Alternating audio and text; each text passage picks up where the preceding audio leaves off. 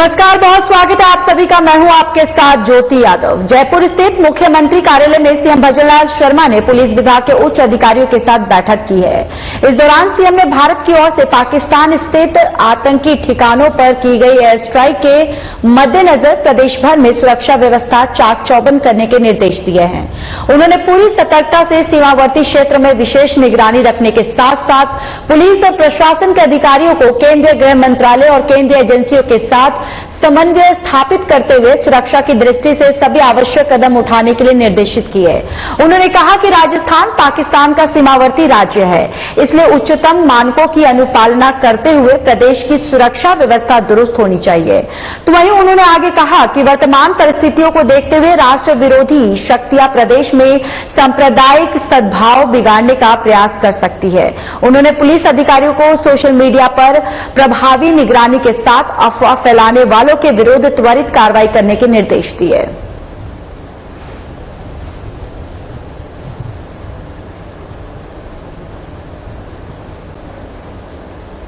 तो देखिए, जिस तरीके से पहलगाम का जो बदला है लिया गया है और जिस तरीके से एयर स्ट्राइक की गई है पाकिस्तान पर और जिस तरीके से इस ऑपरेशन सिंदूर जो है वो सक्सेसफुल रहा, अब उसको लेकर पूरे राज्य में अलर्ट जो है वो जारी कर दिया गया है। जयपुर में भी मुख्यमंत्री ने यहां पर अलर्ट रहने के लिए कहा है। उसके साथ ही साथ उन्होंने कहा है कि सेना के साथ एक समन्वय बनाकर रखे और ताकि अलर्ट मोड पर रखे। और यहां पर पूरी तरह से मुख्यमंत्री के द्वारा जो है चेताया गया है कि सेना के साथ मिलकर समन्वय बनाकर तालमेल के साथ चले।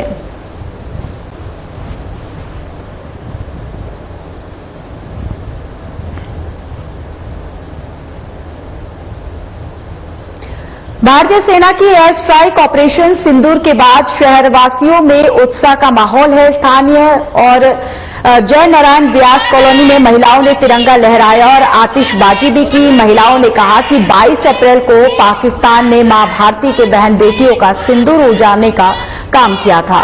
भारतीय सेना ने उनके सिंदूर को सम्मान देने का काम किया है। स्थानीय लोगों ने आतिशबाजी की, साथ ही तिरंगा लेकर हिंदुस्तान जिंदाबाद के नारे भी लगाए। उन्होंने कहा कि पाकिस्तान ने जो हरकत की है उसका मुंह तो जवाब मिला है। तो ऑपरेशन सिंदूर जो है उसके सक्सेसफुल होने के बाद अब देखिए पूरे देश में जो एक हर्ष उल्लास का माहौल जो है वो देखने को मिल रहा है। पूरा देश सेना पर गौरवान्वित महसूस कर रहा है। और ये बीकानेर की तस्वीरें आपको दिखा रहे हैं कि जिस तरीके से ये ऑपरेशन होने के बाद यहां पर महिलाएं जो है यहां पर तिरंगा लहराती हुई और हिंदुस्तान जिंदाबाद का नारा लगाती हुई नजर आ रही है। और साथ ही साथ महिलाओं का कहना है कि जिस तरीके से पहलगाम में आतंकवादियों ने गन पॉइंट पर रखकर जिस तरीके से वहां पर जो पर्यटक आए थे उनके सिंदूर को उजाड़ने का काम किया था, तो यानी साफ तौर पर भारत ने मुंहतोड़ जवाब दिया है। और यहां पर अब देखिए पूरा देश जो है आज एक हर्षोल्लास के साथ भरा है और इसके साथ ही आज पूरे देश में खुशी की लहर जो है वो देखने को मिल रहा है। और इसके साथ ही साथ आपको ये भी बताते चले कि यहां पर महिलाएं जो है वो काफी उत्साहित नजर आ रही हैं और तिरंगा लेकर हिंदुस्तान जिंदाबाद का नारा लगाती हुई नजर आ रही हैं।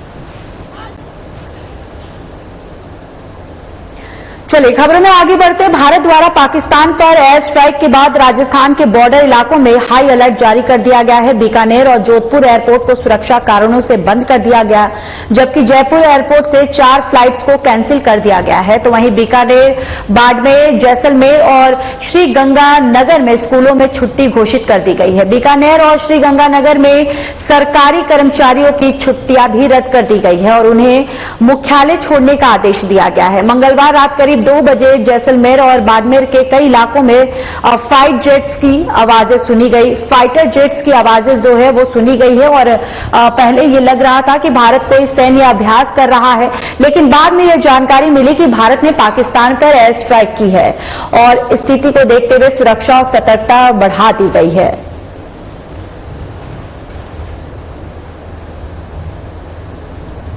तो वहीं जयपुर पुलिस अधीक्षक का नोडल अधिकारी कम्युनिटी पुलिसिंग पंकज चौधरी की ओर से बुधवार को स्कूलों और कच्ची बस्तियों के नागरिकों, छात्र छात्राओं और टीचर्स को शत्रुओं के आक्रमण से बचने का प्रशिक्षण देकर जागरूकता सत्र का आयोजन किया गया है। एसपी चौधरी ने बताया कि महेश नगर स्थित द कैम्ब्रिज स्कूल में सुबह 9:30 बजे जन जागरूकता कार्यक्रम के तहत समस्त स्कूल स्टाफ, व्यापार मंडल के अध्यक्ष, समाजसेवी, मीडिया कर्मी और महेश नगर पुलिस थाने का स्टाफ भी उपस्थित रहा और कार्यक्रम का शुभारंभ राष्ट्रगान से किया गया। इसके बाद चौधरी ने साइरन और ब्लैकआउट के बारे में विस्तृत बताते हुए बच्चों और अन्य नागरिकों को जागरूक किया। तो वहीं एसपी चौधरी ने अपने उद्बोधन में ऑपरेशन सिंदूर को लेकर हर्ष व्यक्त किया है।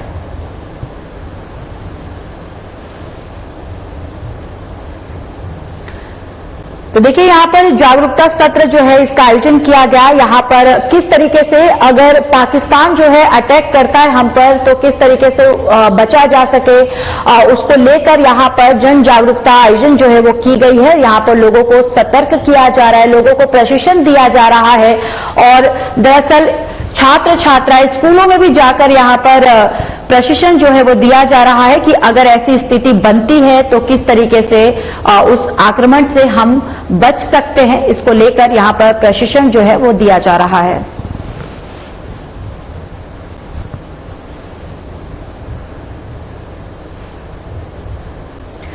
राष्ट्रीय आयुर्वेद संस्थान जयपुर में वर्तमान स्थिति में भारत सरकार की ओर से आमजन की सुरक्षा के लिए जारी गाइडलाइन का पालन करने और संस्थान में भर्ती मरीजों, विद्यार्थियों और स्टाफ की सुरक्षा को सुनिश्चित करने के उद्देश्य से एक महत्वपूर्ण बैठक आयोजित की गई। इस मीटिंग में संस्थान के कुलपति प्रोफेसर संजीव शर्मा, प्रोफेसर अनुपम श्रीवास्तव, प्रोफेसर सुदीप्त रथ, डॉक्टर आभा सिंह, संयुक्त निदेशक जेपी शर्मा, उप निदेशक चंद्रशेखर शर्मा, वरिष्ठ अधिकारियों, चिकित्सा विशेषज्ञों और सुरक्षा कर्मचारियों ने आपातकालीन परिस्थितियों में ब्लैकआउट और अन्य सुरक्षा उपायों पर गहन चर्चा की। बैठक में यह निर्णय लिया गया कि आपातकालीन स्थिति में मरीजों, विद्यार्थियों और स्टाफ की सुरक्षा को प्राथमिकता दी जाएगी और साथ ही संस्थान में मेडिकल सुविधाओं का संचालन, फायर फाइटिंग सिस्टम, ऑक्सीजन की सप्लाई, आपातकालीन परिस्थितियों में दवाइयों का स्टॉक के साथ एम्बुलेंस का संचालन, बिजली की आपूर्ति, भोजन की आपूर्ति के साथ आपातकालीन परिस्थितियों में होने वाली तैयारियों को देखा गया। तो यहां पर लगातार आयुर्वेद संस्था की तरफ से भी यहां पर सतर्कता प्रशिक्षण जो है वो दिया जा रहा है और जिस तरीके से अगर आपातकालीन की जो स्थिति अगर बनती है तो किस तरीके से उससे बचाव जो है वो अपना किया जा सके, इसको लेकर यहां पर प्रशिक्षण दिया गया और एक महत्वपूर्ण बैठक जो है वो की गई।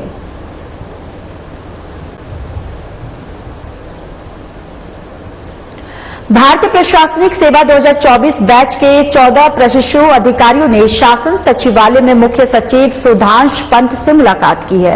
पंत ने प्रशिक्षु अधिकारियों को उनके उज्जवल भविष्य के लिए बधाई और शुभकामनाएं दी। संवाद के दौरान उन्होंने प्रशिक्षु अधिकारियों के साथ अपने ट्रेनिंग से जुड़े अनुभव की साझा किए। मुख्य सचिव सुधांश पंत ने प्रशिक्षु अधिकारियों से कहा कि भारतीय प्रशासनिक सेवा आपको राष्ट्र की सेवा करने का अवसर देता है। प्रशासनिक अधिकारियों को मेहनतें, सकारात्मक दृष्टिकोण, संवेदनशीलता और पूर्ण ईमानदारी के साथ कार्य करना चाहिए। उन्होंने कहा कि आमजन की मदद करना आपकी प्राथमिकता होनी चाहिए और इस अवसर पर अतिरिक्त महानिदेशक HCM रीता शैली कृष्णानिनी सहित अन्य अधिकारी भी उपस्थित रहे।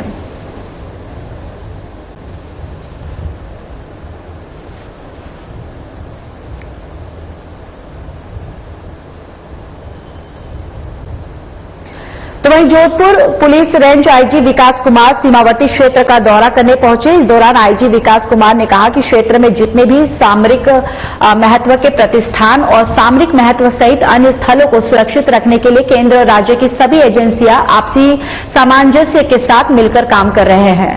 बुधवार को जोधपुर से सीमावर्ती जिलों के दौरे पर रवाना होने से पहले उन्होंने कहा कि बॉर्डर के इलाकों में रहने वाले जवान हो या आम नागरिक, सभी का उत्साहवर्धन और आपसी तालमेल को बढ़ाने के लिए दौरा कर रहे हैं। आईजी ने कहा कि देश का सम्मान बढ़ाने के लिए सभी कंधे से कंधा मिलाकर खड़े हैं, उसमें चाहे आम नागरिक हो या सेना हो या चाहे फिर पुलिस हो।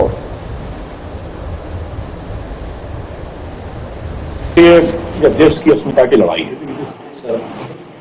तो धरती की का एक एक इंच, खून का एक एक कतरा और भूमि का एक एक जर्रा जर्रा हमारे लिए उतना ही कीमती है जितनी इस देश की अस्मिता है और हमारे हर एक व्यक्ति की जान है। आज हमारी बहादुर सेनाएं प्रतिकार कर रही हैं, माकूल जवाब दे रही हैं, तो उनके साथ कंधे से कंधा मिलाकर पुलिस, अर्धसैनिक बल, सिविल डिफेंस, सिविल सोसाइटी, जनता सब खड़ी है। तो यह एक संदेश है हमारी सीमाओं को, पुलिस की तरफ से, अर्धसैनिक बलों की तरफ से, कि प्रत्येक कदम पे हम आपके साथ हैं और आप सीमाओं पर अगर तैनात हैं तो हम सीमा के अंदर आपके लिए हौसला, प्रेरणा और मनोबल लेकर आ रहे हैं। दूसरी चीज यह है कि सीमावर्ती क्षेत्र में जो भी हमारे निडर साहसी नागरिक हैं, उनका मनोबल चट्टान की तरह दृढ़ हो, आसमान की बुलंदियों तक ऊंचा हो, यह सुनिश्चित करने के लिए हम लगातार उनके बीच में जा रहे हैं। पुलिस प्रशासन एक इकाई के रूप में उनके साथ जा रहा है। और तीसरा उद्देश्य जो है वो उद्देश्य यह है कि अगर किसी ने भी आत्मघाती दुस्साहस किया इस देश की तरफ आंख उठाने का, तो न सिर्फ सेना बल्कि इस देश का एक एक व्यक्ति, एक एक नागरिक प्रतिकार के लिए अपनी आंखों में ललकार लिए हुए खड़ा है। तो हर एक व्यक्ति को यह पता हो कि उसका क्या दायित्व है यदि स्थितियां बनती हैं ऐसी। तो वैसी स्थिति में सुरक्षा के लिए क्या क्या करना है, एहतियातन क्या कदम उठाए जाने हैं और सेना का हाथ मजबूत करने के लिए, सशस्त्र बलों का मनोबल ऊंचा करने के लिए, प्रशासन को, पुलिस को, स्वयंसेवी संस्थाओं को, नागरिकों को, ग्रामीणों को, सीमावर्ती क्षेत्र में बसे लोगों को क्या करना है, यह बताने का दायित्व हम लोगों ने, पुलिस प्रशासन ने अपने ऊपर लिया।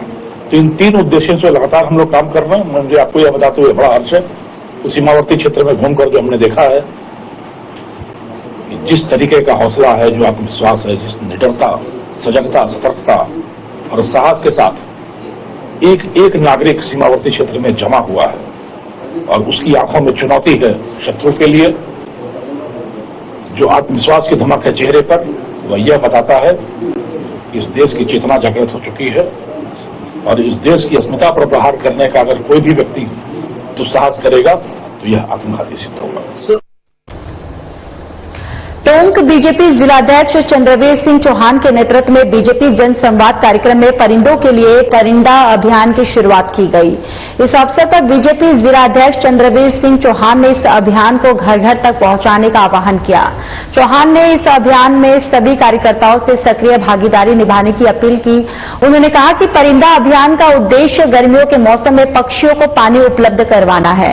उन्होंने कहा कि लोगों को इस बात के लिए तैयार करने की कोशिश होगी कि वो गर्मी के महीने में मकान की छत पर किसी पात्र में पानी रखे ताकि पक्षियों की जो प्यास है वो बुझ सके। और वहीं उन्होंने कहा कि लोग अपने घर और आसपास के पेड़ों पर परिंदे लगाकर उनमें बेजुबान पक्षियों के लिए दाना पानी का व्यवस्था करें।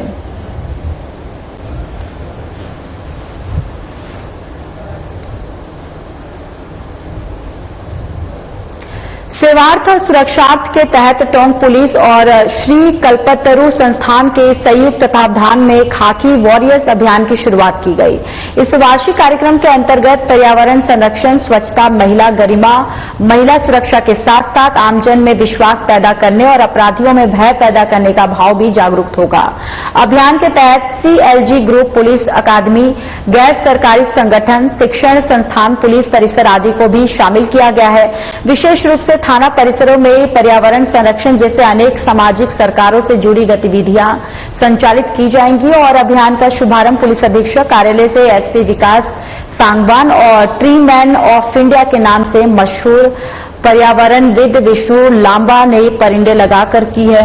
और इसके लिए पुलिस अधीक्षक कार्यालय से प्रत्येक थानाधिकारी सहित संबंधित लोगों को निर्देश भी जारी किए जा रहे हैं।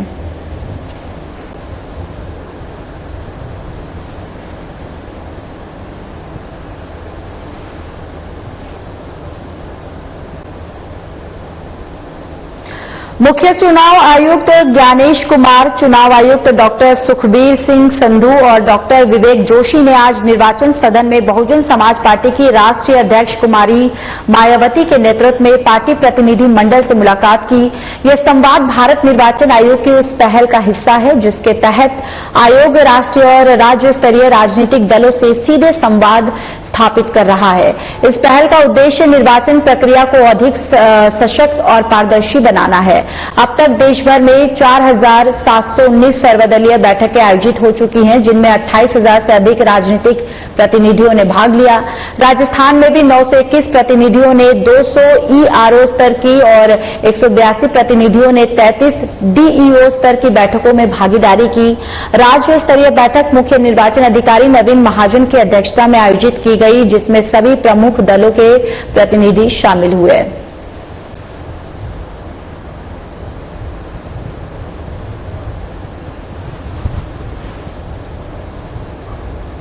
राज्य के खान विभाग ने माइनिंग प्लान और माइनिंग योजनाओं के अनुमोदन की ऑनलाइन प्रक्रिया शुरू कर दी है। प्रमुख सचिव टी रविकांत ने बताया कि यह कदम व्यवस्था के सरलीकरण और पारदर्शिता की दिशा में उठाया गया है।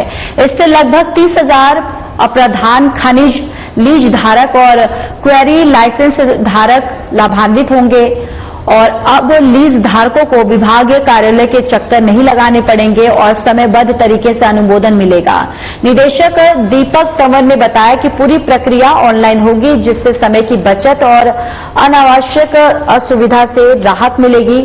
एएसपी जयेश द्वारा सभी फील्ड अधिकारियों को वर्चुअल प्रशिक्षण दिया गया। माइनिंग इंजीनियर मनीष वर्मा ने तकनीकी जानकारी दे रहे हैं ताकि आवेदन से अनुमोदन तक की प्रक्रिया सुचारू रूप से पूरी की जा सके।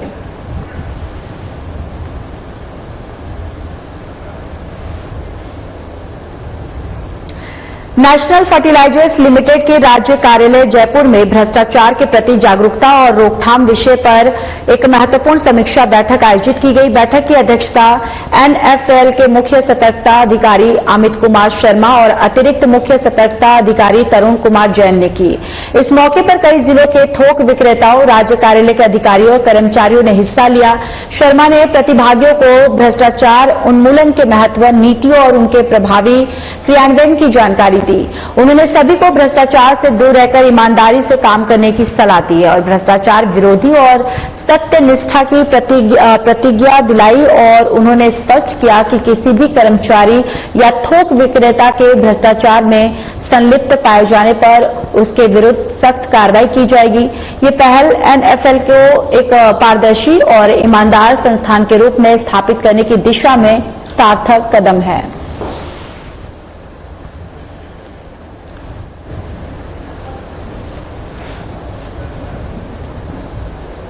हनुमानगढ़ जिले के नोहर स्थित डीटीआसर गांव के ग्राम पंचायत भवन में अक्सर ताले लगे रहते हैं, जिससे ग्रामीणों को कठिनाइयों का सामना करना पड़ता है। गांव के जागरूक निवासियों का कहना है कि अधिकारियों और कर्मचारियों की अनुपस्थिति के कारण कई जरूरी कार्य नहीं हो पा रहे हैं।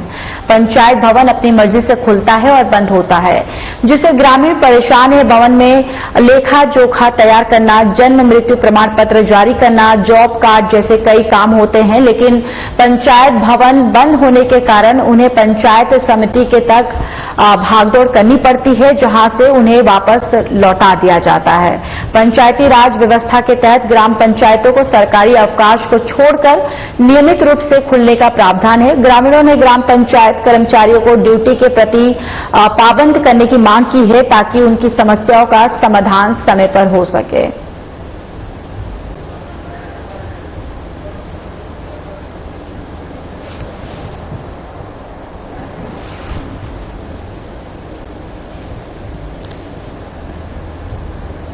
तो देखिए, यहां पर ग्रामीण जो है काफी परेशान है। आपको बताते चले कि यहां पर जो सरकारी काम जो होते हैं वो पूरी तरह से ठप हुए रहते हैं, क्योंकि ग्रामीणों का ये आरोप है कि ये केंद्र जो है वो अपनी मर्जी से इस पे ताले लग जाते हैं और अपनी मर्जी से ये खुलता है और अपनी मर्जी से बंद होता है, जिसकी वजह से जो ग्रामीण हैं और उनको वो जो काम रहते हैं, जो सरकारी काम रहते हैं, उसमें काफी कठिनाइयों का सामना करना पड़ता है, क्योंकि हम अपने कामकाज को छोड़कर वहां पर भागदौड़ करते हैं, लेकिन वहां से हमें वापस लौटना पड़ता है।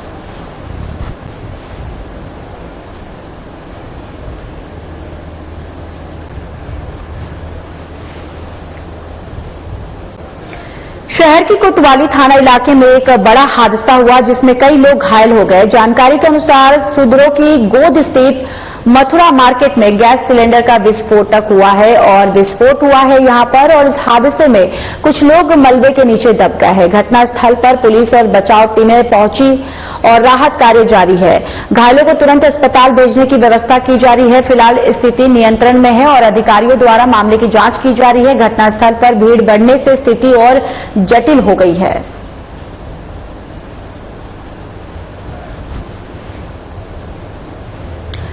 बाड़ी उपखंड के सदर थाना क्षेत्र के वन विहार रोड पर बाइक सवार दंपति से हथियारों के बल पर मारपीट करने और पत्नी के गहने लूट कर ले जाने के साथ फायरिंग की घटना में पति पत्नी को छर्रे लगने का मामला सामने आया है।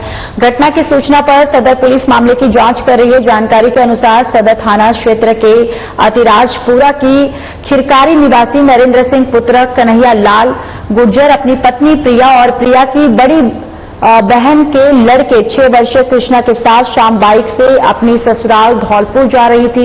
जैसे ही नरेंद्र बाइक से गजपुरा चौराहे से वन विहार रोड पर मुड़े, पीछे से पल्सर बाइक पर सवार होकर आए तो डाटा लगाए बदमाशों ने उनकी बाइक पर पीछे से पत्थर फेंके। जब उन्होंने अपनी बाइक को और तेज किया तो आरोपी तेज गति में बाइक को भगाते हुए लाए और उनके आगे आकर खड़े हो गए और जबरन बाइक को रुकवा लिया। रुकने के बाद उन्होंने कट्टा तानकर उनसे छीना झपटी की। जब इसका विरोध किया तो कट्टे से फायर कर दिया, जिससे छर्रे लगने से दोनों पति पत्नी चोटिल हो गए हैं। इसके बाद नकाबपोश बदमाशों ने उनकी पत्नी के जबरन गहने छीन लिए। इस दौरान कुआखेड़ा रोड की तरफ से एक बाइक आती दिखी तो बदमाश फायरिंग करते हुए भाग गए। घटना के बाद बाइक सवार लोगों को उन्होंने लूट की घटना जो है वो बताया और वो चोटिल पति पत्नी को लेकर सदर थाना वहां के लोग पहुंचे, जहां पुलिस को मामले की जानकारी दी गई। सदर पुलिस ने तुरंत मौके पर पहुंचे मामले की जांच की और आरोपियों को पता लगाने का प्रयास किया। घटना को लेकर नरेंद्र गुर्जर ने सदर थाने में रिपोर्ट दी है। उसको क्लियर मैं करने जा रहा था तो मेरे पास चौराहे से हमारे पीछे लगते हुए तो पूरा घेरे थे। थोड़ा पहले ही उन्होंने आगे बाइक लगा के पहले पत्थर मारे, फिर कट्टे मारे, बंदूक गोलियां दी और हमारी चीज को छिना के ले गए। क्या क्या चीज ले गए? एक सीतारानी, एक बड़ा वाला मंगलसूत्र था, 1 लाख। लगभग कितना सामान था? लगभग होगा 6-7 आपने FIR की? चलिए, इस बुलेटिन में मेरे साथ फिलहाल के लिए बस इतना ही। बाकी देश और दुनिया की तमाम बड़ी खबरों के लिए जुड़े रहिए हमारे साथ। नमस्कार।